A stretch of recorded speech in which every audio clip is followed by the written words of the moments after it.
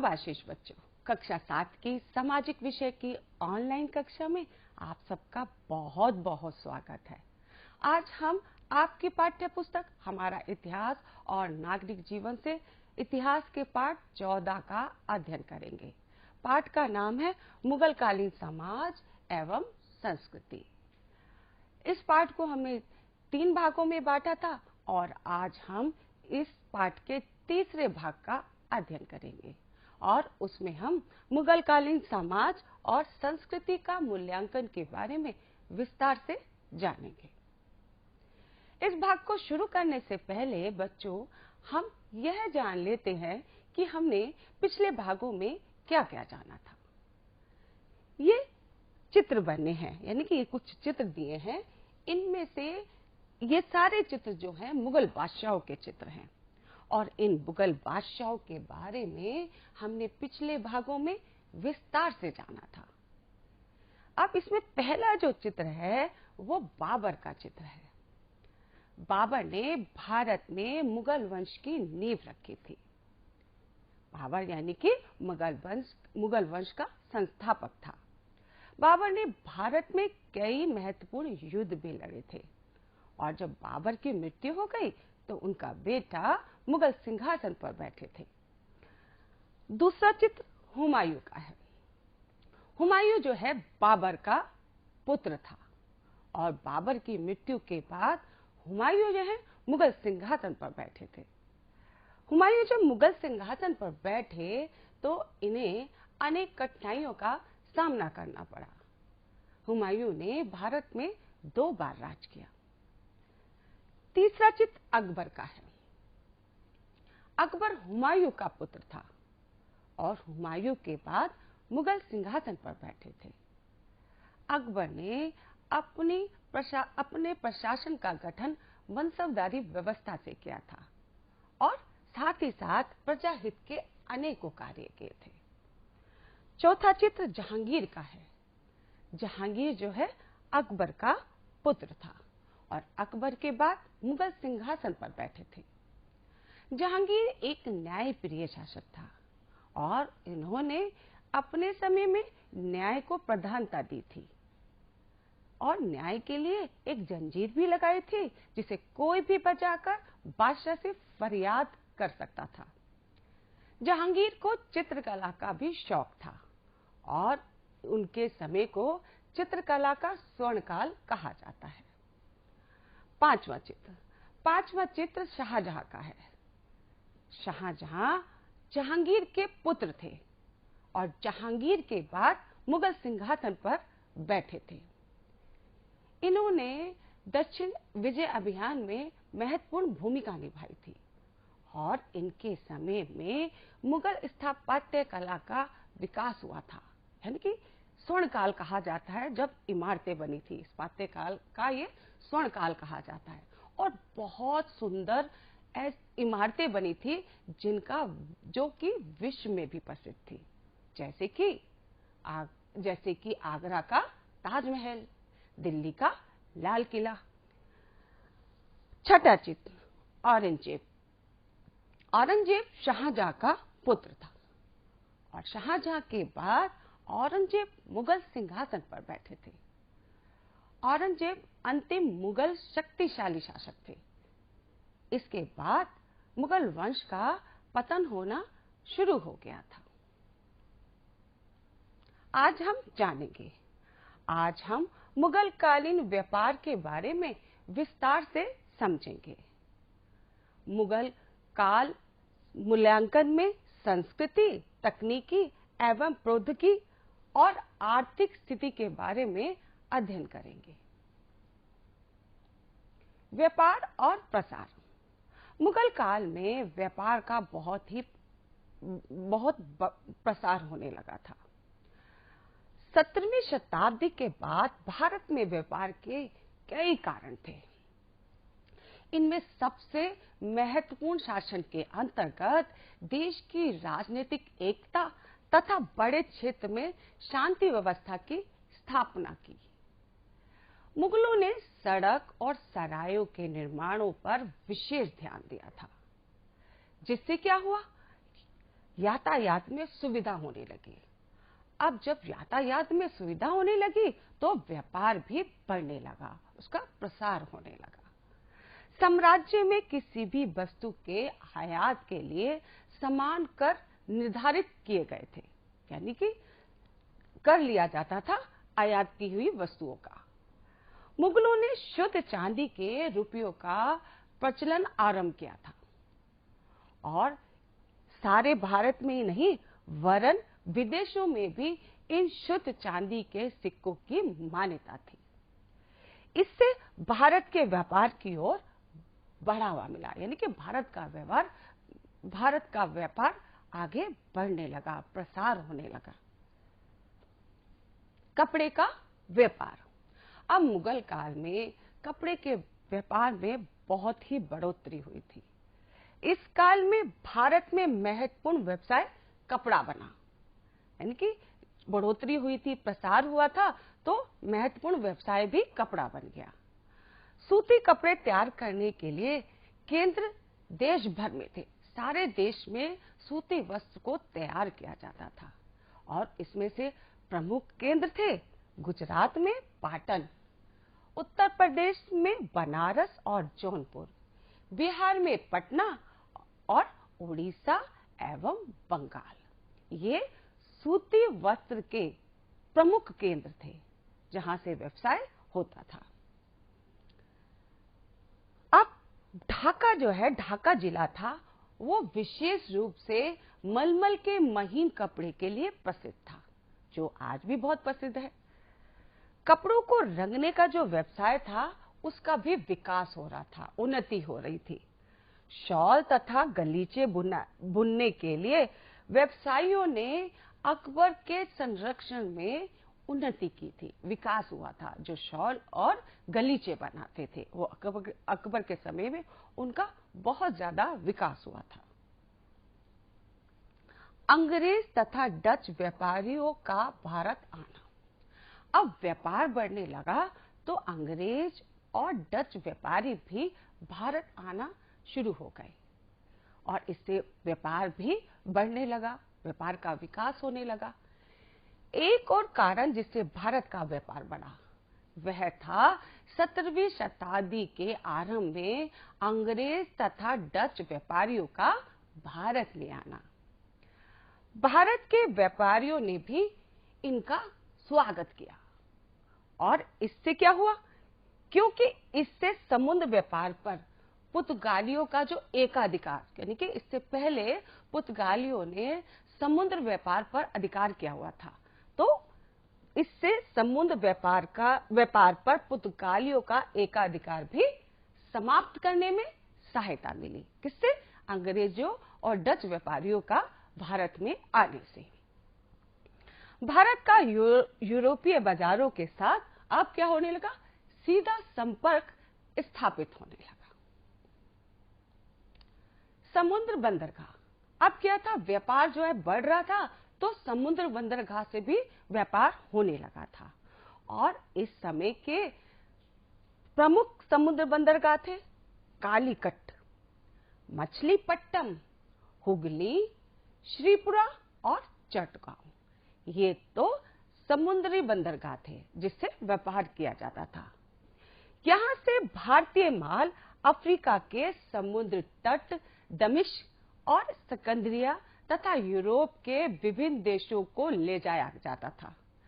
साथ ही साथ यह माल चीन, लंका, इंडोनेशिया एवं भारतीय टापुओं को जाता था। अब इनमें कौन कौन सी वस्तुओं पर जो है व्यापार होता था, तो ये थी गुड़, चीनी, मक्खन, रुई से निर्मित वस्तुएं, अनाज, तेल, बाजरा, ज्वार, चावल, नील, सुगंधित पदार्थ, कपूर, लौंग, नारियल, चंदन की लकड़ी, अफीम, काली मिर्च, लहसुन जो थे इसके प्रमुख थे, यानी कि ये वस्तुओं की जो जिनका व्यापार होता था ये वस्तुएं उसमें प्रमुख थी। द्वीप समूह से व्यापार। अब व्यापार जैसे जैसे बढ़ रहा था, समुद्री बंदरगाह से बढ़ रहा था, तो द्वीप समूहों से भी व्यापार बढ़ने लगा। और इसमें क्या था, जो सोना सोना जो था मुख्यतः निम्न द्वीप समूह से आता था, जैसे कि चीन, जापान, मोरक्को। और मूंगा और अन्य रत्न जो है मुख्यतः निम्न जगह से आते थे, जैसे कि फारस और अरब।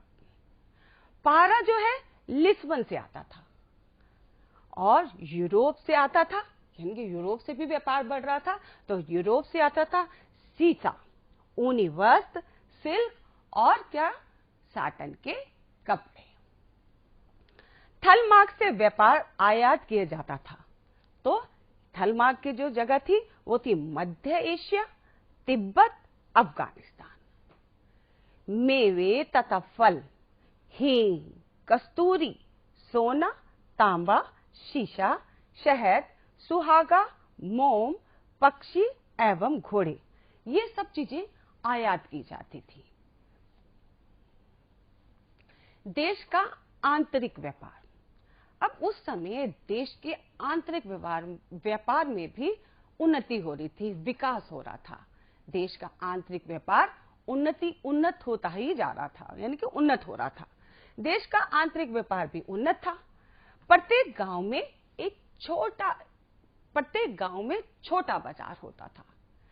कस्बे के बड़े बाजार समय समय पर लगते थे, यानी कि जो कस्बे थे उसमें बाजार लगते थे, लेकिन वो समय समय पे लगते थे।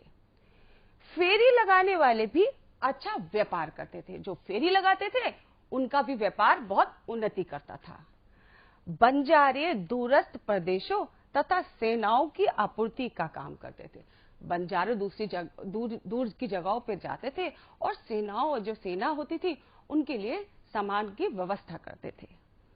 कई बार हमें बड़े काफिलों का उल्लेख मिलता है, यानी कि हम अगर जानते हैं, इतिहासकार कहते हैं कि कई बड़े काफिले भी थे जिनका उल्लेख होता था, यानी कि वो व्यापार करते थे, जिससे माल 40,000 बैलों के ऊपर लदा रहता था।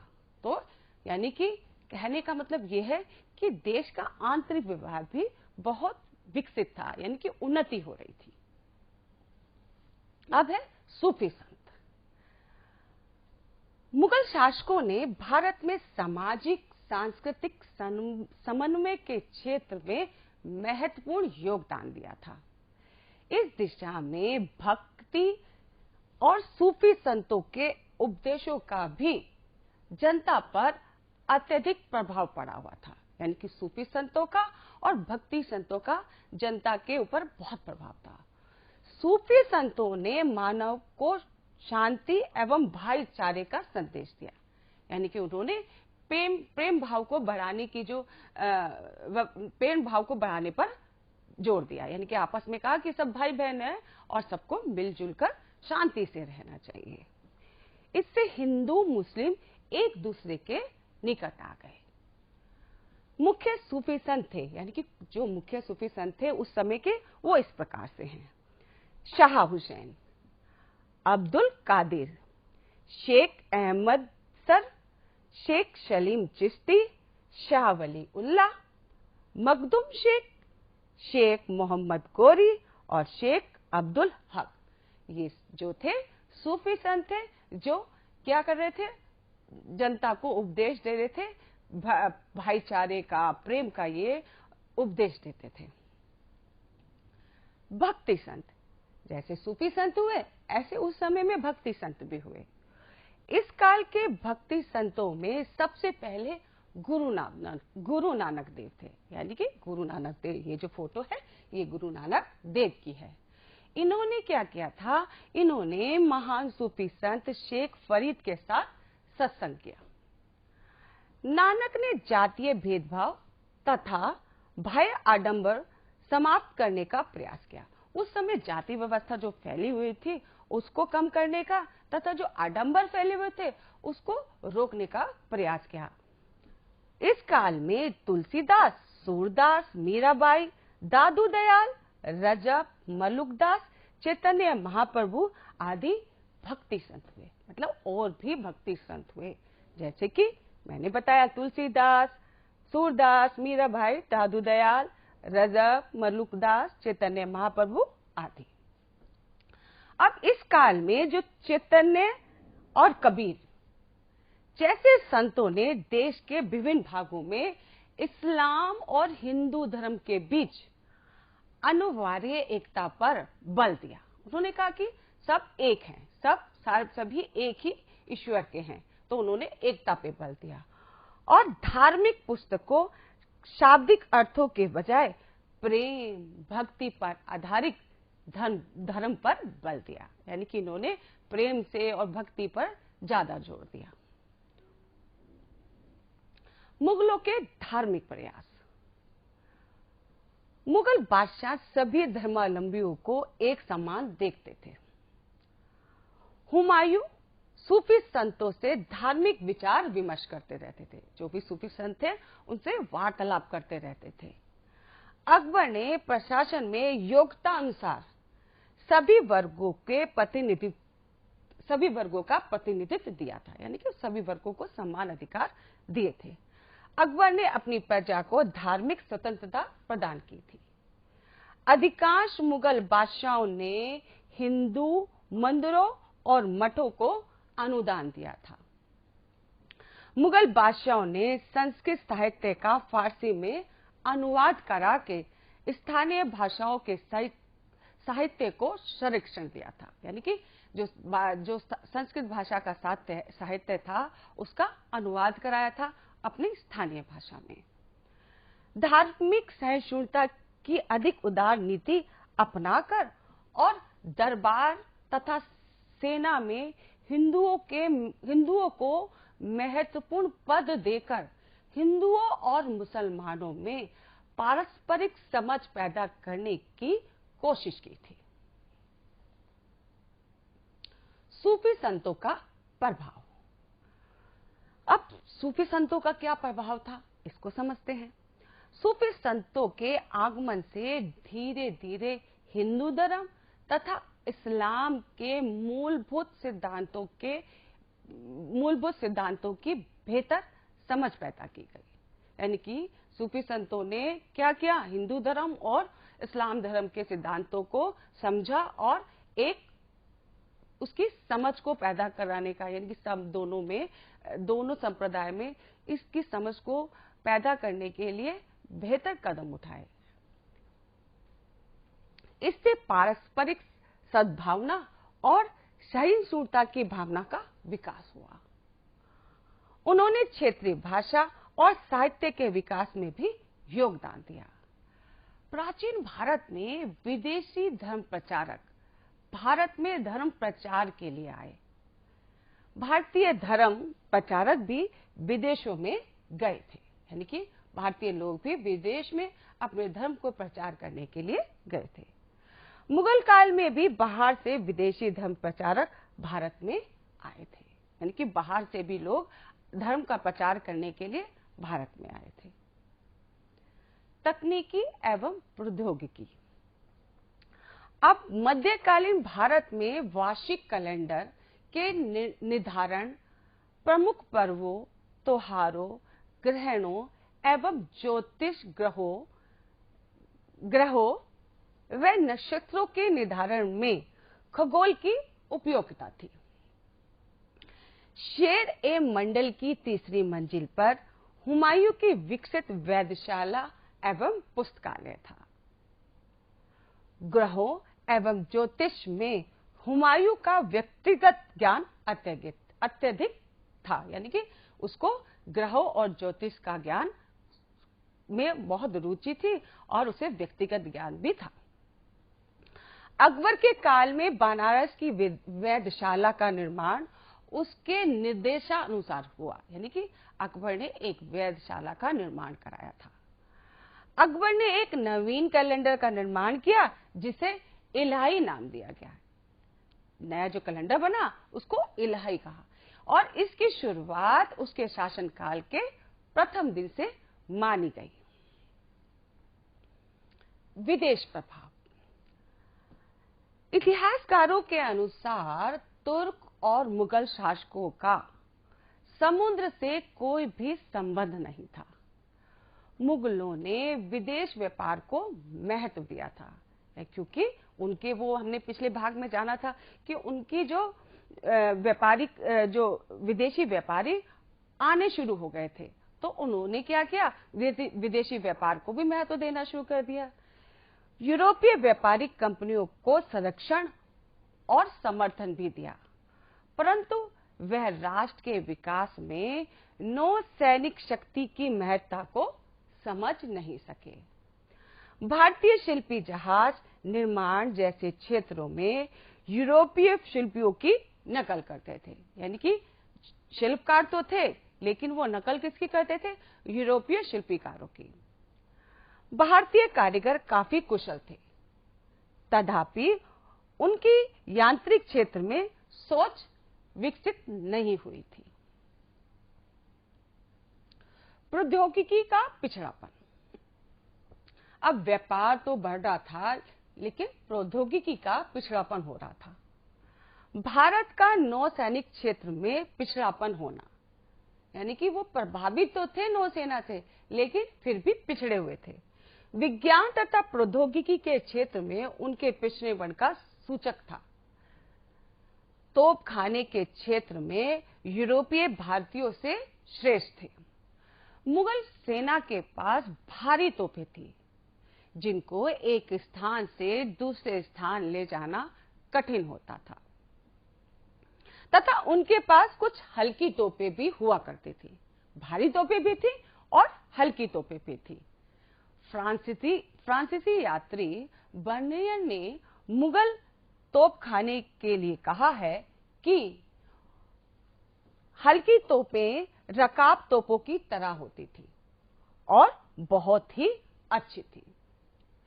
अब क्या हुआ था, यूरोप में 17वीं शताब्दी में बंदूक का इस्तेमाल होना शुरू हो गया था, लेकिन भारत में क्या था स्थिति, भारत में जो था 17वीं शताब्दी में बंदूकों का इस्तेमाल नहीं हुआ, बल्कि 18वीं शताब्दी में भारत में बंदूक का प्रयोग होना आरंभ हुआ। अब आर्थिक स्थिति। अब मुगल काल में आर्थिक विकास में अधिक प्रगति हुई, मतलब व्यापार बढ़ रहा था तो आर्थिक विकास भी बढ़ रहा था। व्यापार और वस्तु निर्माण का विस्तार हुआ था, जैसे कि बताया कि वस्तुएं भी बनती थी और व्यापार भी बढ़ रहा था। खेतीबाड़ी में भी सुधार हुए, क्योंकि मुगलों की समृद्धि का कारण खेती था, तो खेतीबाड़ी में भी बहुत सुधार हुए। परंतु यूरोप की तुलना में भारत में केवल विज्ञान और प्रौद्योगिकी के क्षेत्र में बल्कि अन्य मामलों में भी वो पिछड़ा ही रह गया। माल का ज्यादातर निर्माण छोटे पैमाने पे किया जाता था, यानी कि माल तो बनता था लेकिन वो छोटे पैमानों पर बनता था और मशीनों का कोई भी इस्तेमाल नहीं किया जा रहा था, मशीनें इस्तेमाल नहीं होती थी। कारीगर जो थे वो सरल से सरल औजारों से ही काम करते थे, मतलब जो भी काम होता था वो सरल औजारों से होता था। नतीजा यह हुआ कि कोई कारीगर चाहे जितना भी कुशल रहा हो, उसकी उत्पादन क्षमता निम्न कोटि की ही रही। मतलब वो कितना भी कुशल हो, क्योंकि बड़े बड़े जो मशीनें हैं उनका इस्तेमाल नहीं हो रहा था, तो कारीगर तो कुशल थे लेकिन चूंकि मशीनों से नहीं बनता था, सरल तरीके से काम होता था, तो उनकी जो क्षमता थी वो निम्न कोटि की ही रही। ददनी प्रथा। 17वीं और 18वीं सदी में ददनी प्रथा का चलन हुआ, जिसके अनुसार देसी विदेशी दोनों व्यापारी कारीगर को काम करने के लिए थोड़ी बहुत पूंजी दे दिया करते थे और जब वे माल तैयार कर लेते थे तो उनसे ले लेते थे। इससे कारीगर उन लोगों के और भी मोहताज हो गए, मतलब कारीगर जो थे उन पे वो मोहताज होने लगे। अंग्रेजों ने भारत को जीतने और उसे एक उपनिवेश बनाने में, वो उपनिवेश बनाने थे, भारत को एक उपनिवेश बनाना चाहते थे, तो उपनिवेश बनाने बना लेने में उनको कामयाबी हासिल हो गई और भारत पूर्व का कारखाना होने की बजाय पश्चिम के लिए कच्चे माल की आपूर्तिकर्ता बन गया। और भी जानिए, कुछ और है इस पाठ में जिसको हम विस्तार से जानते हैं।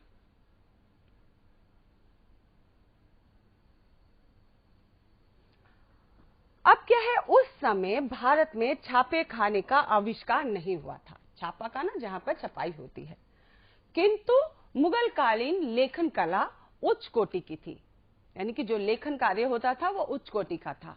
उस समय 8 प्रकार की सुलेखन शैली का प्रचलन था। मुगल कालीन शासकों ने मदरसों एवं मकतबों के माध्यम से शिक्षा पर जोर दिया। अकबर के गणित, खगोल विद्या, आयु विज्ञान, दर्शन तथा तर्कशास्त्र जैसे विषयों के अध्ययन के प्रसार के लिए उल्लेखनीय योगदान दिया। इन्हें भी जानिए। मुगल काल तक भारत में आलू, कद्दू, टमाटर, हरी मिर्च, अमरूद, सीताफल उगते नहीं थे। ये सब दक्षिण अमेरिका की सब्जियां व फल हैं जो मुगल काल के अंत में यूरोप के व्यापारी भारत लाए। लेकिन सेम, पालक, शकरकंद, तोरी, करेला, लौकी, भिंडी तथा बैंगन जैसी सब्जियां और केला, आम, तरबूज, बेल, अंगूर, अनार जैसे फल भारत में खूब उगते थे। शब्दावली, अब कुछ नए शब्द हैं, इसको भी हम समझेंगे। तो पहला है छापा खाना। छापा खाना प्रेस, जहां पर छपाई होती है, जैसे कागज, जैसे न्यूज, अखबार के जो छपाई होती है वो छापे खाने में होती है। फिर है ज्योतिष, ग्रहों एवं नक्षत्रों के आधार पर की जाने वाली भविष्यवाणी। स्थापत्य कला, इमारतों आदि के निर्माण की कला। दरगाह, सूफी संतों की कब्र पे बना स्मारक। आज आप बच्चों, मैं आशा करती हूं कि पाठ को आपने अच्छे से समझ लिया होगा। तो एक बार फिर से दोहरा लेते हैं कि आज हमने क्या क्या जाना। हमने जाना यातायात, व्यापार, पसार, कपड़े का व्यापार, अंग्रेज तथा डच व्यापारियों का भारत में आना, समुद्र बंदरगाह और द्वीप समूह के बारे में जाना, देश का आंतरिक व्यापार को समझा कि कैसे बढ़ रहा था, सूफी संत और भक्ति संतों के बारे में जाना और सूफी संतों का प्रभाव को समझा, मुगलों के धार्मिक प्रयास, तकनीकी एवं प्रौद्योगिकी और विदेशी प्रभाव को समझा, प्रौद्योगिकी का पिछड़ापन और आर्थिक स्थिति को भी हमने जाना। अब है बच्चों कुछ गृह कार्य, और ये गृह कार्य आपको अपनी उत्तर पुस्तिका में करना है। तो इसमें 2 प्रश्न दिए हैं। पहला प्रश्न है, मुगल काल में सामाजिक सांस्कृतिक समन्वय के विषय पर संक्षेप में लिखिए। दूसरा है, मुगलों के समय फारसी और हिंदी साहित्य का क्या विकास हुआ। इन दोनों प्रश्नों के उत्तर आपको अपनी उत्तर पुस्तिका में लिखना है। फिर इसमें एक और कार्य है, नीचे दी गई तालिका में उन मुगल शासकों के नाम लिखिए जिनके सिक्के गोल, चकोर तथा दोनों तरह के थे। तो जहां पर गोल सिक्का है तो उसका नाम लिखिए, चकोर सिक्के जिन्होंने लिखे उनके नाम लिखिए, और गोल एवं चकोर सिक्के किस किसने चलाए उनके नाम आपको इधर लिखने हैं। अब है प्रोजेक्ट कार्य की बारी, और हम जानते हैं कि प्रोजेक्ट कार्य में आपको करने में बहुत ही मजा आता है। पहला है, मुगल कालीन स्थापत्य कला पर प्रकाश डालिए। दूसरा है, आप पता लगाइए कि इस समय भारत के प्रमुख बंदरगाह कौन कौन से हैं और यह किन प्रदेशों में स्थित हैं। इसकी सुमेलित सूची अपनी अभ्यास पुस्तिका में बनाइए। इस प्रकार से आपको क्या करना है, अपना प्रोजेक्ट कार्य करना है, और मुझे पता है कि आपको प्रोजेक्ट कार्य करने में बहुत ही मजा आता है। आप बच्चों, आशा करती हूँ कि आपको यह पाठ बहुत ही अच्छे से समझ में आया होगा, और अगली कक्षा में फिर मिलेंगे। तब तक के लिए बच्चों धन्यवाद, खुश रहिए।